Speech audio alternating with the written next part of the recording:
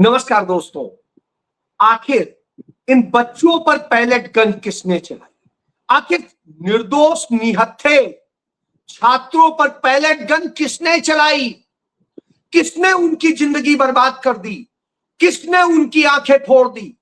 ये जो हजारों बच्चे बुरी तरीके से जख्मी हुए हैं, उनका कौन कंपनसेट करेगा? कौन उनके लिए आवाज बनेगा? कौन लड़ेगा? जी हां, जवाब देना होगा अमित शाह, तुमको जवाब देना होगा। आज कुछ ऐसी ही गूंज राहुल गांधी की थी और राहुल गांधी ने लिखित में चिट्ठी लिख के अमित शाह से कहा है, इसकी जवाबदेही तय कीजिए। किसने इन बच्चों पर पैलेट गन चलाने का आदेश दिया? किसके आदेश पर पैलेट गन चली? कौन चला रहा था और उन्हें इशारा कौन दे रहा था? इन सादी वर्दी में वो गुंडे कौन थे जो कील लगी लाठी से बच्चों को मार रहे थे? वो कौन लोग थे जिनको इस तरह से लाया गया था कि स्टूडेंट्स को जिंदगी भर के लिए तबाह कर दिया? क्यों स्टूडेंट्स के सिर पर लाठी मारी जा रही थी? क्यों लड़कियों के साथ में अभद्रता की जा रही थी? क्यों हो रहा था ऐसा? जवाब देना होगा और जवाबदेही तय करनी होगी, नहीं तो यह जेनजी उसी तरीके से करेगा कि कूड़ा वाला आया, कूड़ा निकाल, और ये आपको कूड़े की तरह से निकाल देंगे। वो ऐसे ही कूड़े की तरीके से जैसे घर से कूड़ा निकाल के कूड़े की गाड़ी में फेंक दिया जाता है, वो ऐसे ही प्रधानमंत्री, गृह मंत्री और उनके तमाम सारे उन मंत्रियों को निकाल फेंका जाएगा। जी हां, राहुल गांधी ने एक चेतावनी दे दी और इसको लेके जो कांग्रेस पार्टी ने वीडियो जारी किया है वो भी देखने वाला है। ये आप देखिए।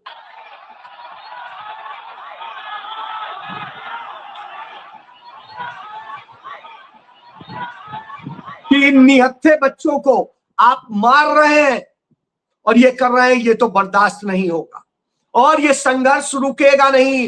ये संघर्ष रुकने वाला नहीं है। तो आज भी लखनऊ में प्रोटेस्ट हो रहा था, यूपी में यूथ कांग्रेस और एनएसयूआई ने मेरठ में बड़ा विरोध किया है।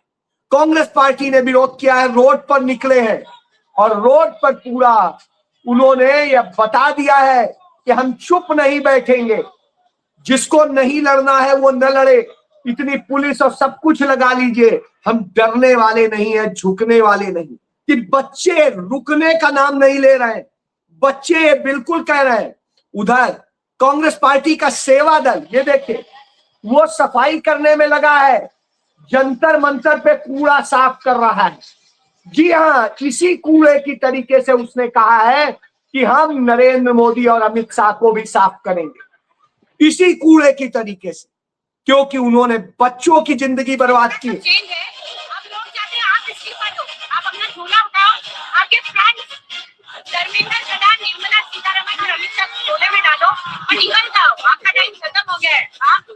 समझ गए? तो बच्चे आज ये कह रहे हैं, बार बार कह रहे हैं और आज भी कह रहे हैं। ये नहीं है कि ये रुक गए, ये एनएसयूआई के बच्चे, ये यूथ कांग्रेस के बच्चे, और ये शांत नहीं बैठने वाले। इसीलिए राहुल गांधी ने कहा कि जवाब देना होगा। और जो चिट्ठी लिखी है वो देख लीजिए, राहुल गांधी ने बाकायदे अमित शाह को चिट्ठी लिख के स्पष्ट कह दिया है कि यदि आप ये नहीं समझते हैं तो आपको जवाब देना होगा। मैं 19 साल के साहिल लोचन से मिला और साहिल लोचन के साथ में जो हुआ है, उसकी जिंदगी बर्बाद हुई है, उसका जवाब दे कौन है? और साहिल लोचन तो एक चेहरा है, इतने हजारों बच्चे हैं जो इस तरह शिकार हुए। इसके बाद में प्रयागराज में बच्चों ने, ये प्रयागराज यानी इलाहाबाद में भी बच्चों ने यह दिखा दिया कि अब एनटीए को रद्द करो। अमित शाह, जवाब देना पड़ेगा, तुम अब रुक नहीं सकते हो। धर्मेंद्र प्रधान इस्तीफा देते वक्त कह रहे हैं छात्र देश का भविष्य है, जो राहुल गांधी पहले ही कह चुके थे। राहुल गांधी तो बता ही चुके थे कि छात्र ही देश का भविष्य है, नरेंद्र मोदी इस देश का अतीत है, यानी पास्ट है। राहुल गांधी ने कहा था। अब वो धर्मेंद्र प्रधान अपनी चिट्ठी में लिखते हैं कि वो भविष्य है। धर्मेंद्र प्रधान कहते हैं प्रजातंत्र की शक्ति में अटूट विश्वास है। प्रजातंत्र की यदि शक्ति में अटूट विश्वास होता तो आप इतने दिन इतने 152 पेपर लीक नहीं करा देते। जो 12 साल में भारतीय जनता पार्टी की सरकार में 152 पेपर लीक हुए हैं, और नरेंद्र मोदी, अमित शाह, धर्मेंद्र प्रधान और जितने उनके मंत्री हुए स्मृति ईरानी से लेकर के अब तक, उस सबकी यही तो दशा है। और जब सबकी यही दशा हो, और जो नया बनाया वो प्रहलाद जोशी, वो तो इतना महान था कि कहता था कि इसलिए लोगों के बच्चे ज्यादा हो गए, आबादी ज्यादा बढ़ गई, क्योंकि कांग्रेस के समय में बिजली नहीं आती थी तो बच्चे पैदा हो। गजब की स्थिति है ये। साइंस हो जिस शिक्षा मंत्री के, जिस देश के शिक्षा मंत्री के, आप समझ लीजिए शिक्षा का क्या हाल होना है। क्यों? क्योंकि ये नफरत के बूते खड़े। अब कि हम कानून लाएंगे, कड़ा कानून लाएंगे, तो 2024 में भी तो आपने यही कहा था। इतना कड़ा कानून लेके आए हैं कि आप कोई पेपर लीक करने का साहस नहीं कर सकेगा। ये नहीं होगा, वो नहीं होगा। तो अब कॉकरोच मांग करते हैं। पहले ही हालांकि ये बात आ चुकी है कि वो 10 साल की सजा होगी, 10 करोड़ का जुर्माना होगा, सब हो चुका। तो अब वो भी बहती गंगा में हाथ धोने की बात कर रहे हैं। वो कह रहे हैं 10 साल की सजा हो। तो क्या जिन अपराधों में 10 साल की सजा है वो अपराध बंद हो गए हैं? जिनमें आजीवन कारावास है, जिनमें फांसी है, क्या वो बंद हो गए हैं? क्या नहीं बंद हुए। क्यों?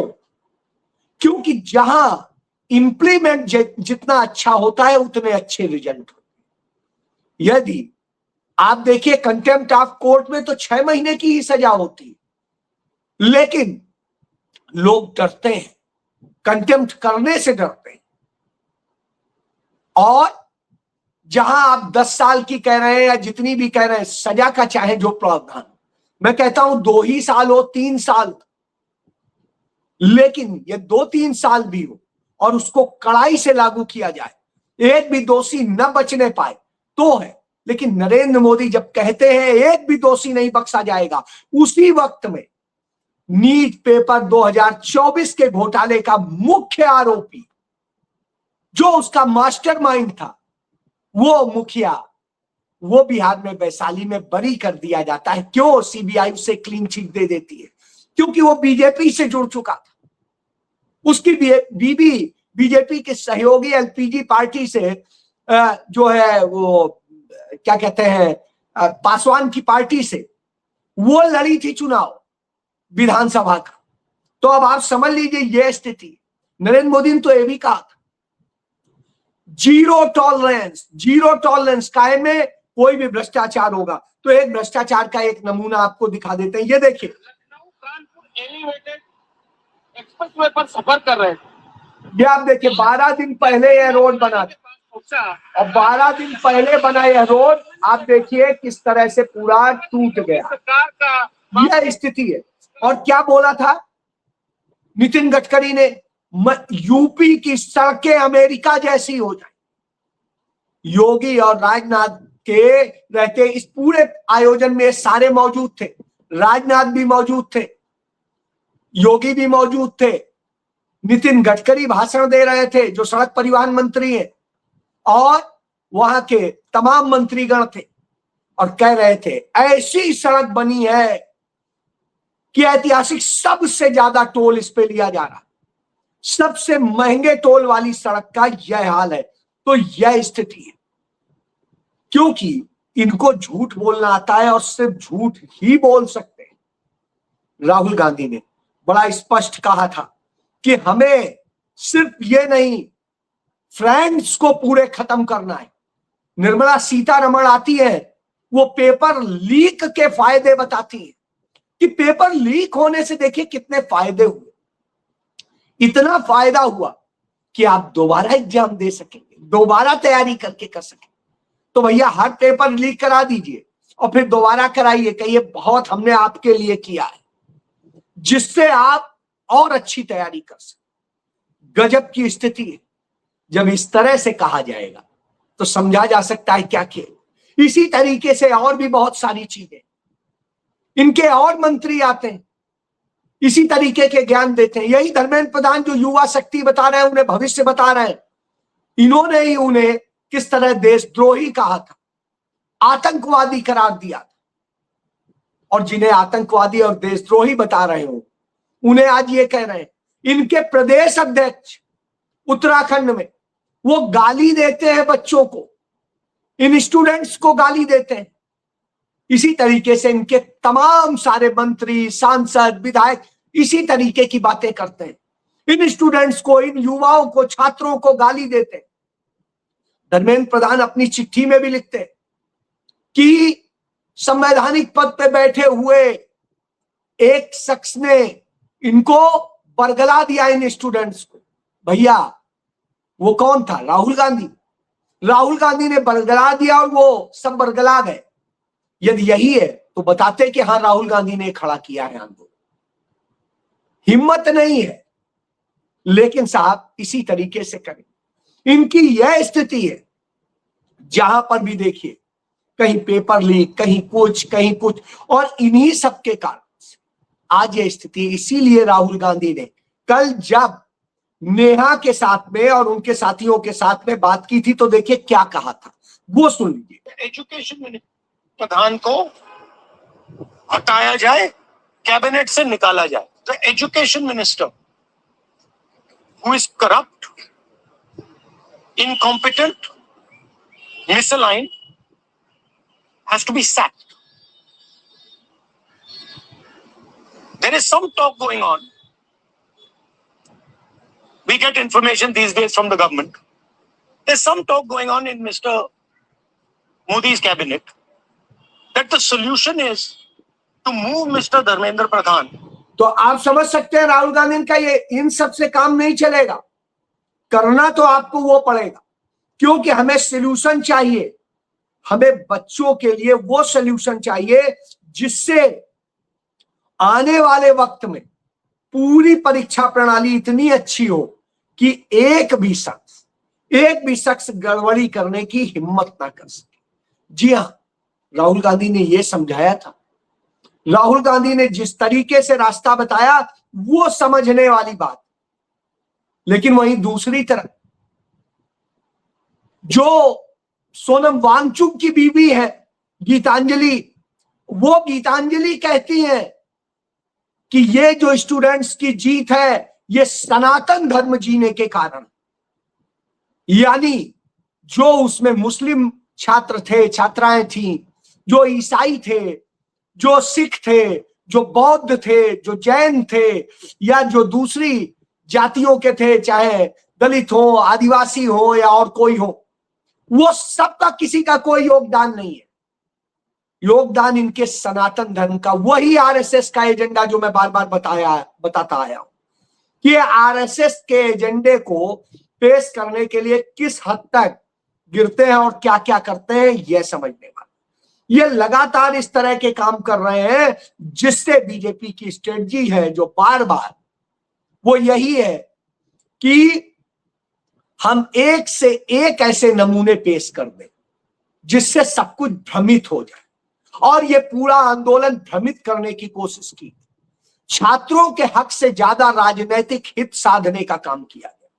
सीजेपी को क्यों खड़ा किया गया, क्यों उसको सारा क्रेडिट दिया गया, क्यों नहीं उस आयशा को दिया गया जिसके बदौलत सीजेपी जो क्या आया अभिजीत दीप के खड़ा हो सका। उसके आयशा की नेहा और उनकी टीम ने जिसने 23 दिनों तक अनशन किया उसी धरना स्थल पर, लेकिन उन्हें नीचे किनारे जगह दी गई, मंच पे जगह तक नहीं दी गई। मंच पे आरएसएस के एजेंट यानी इसी गीतांजलि के पति सोनम वांगचुक को दी गई थी।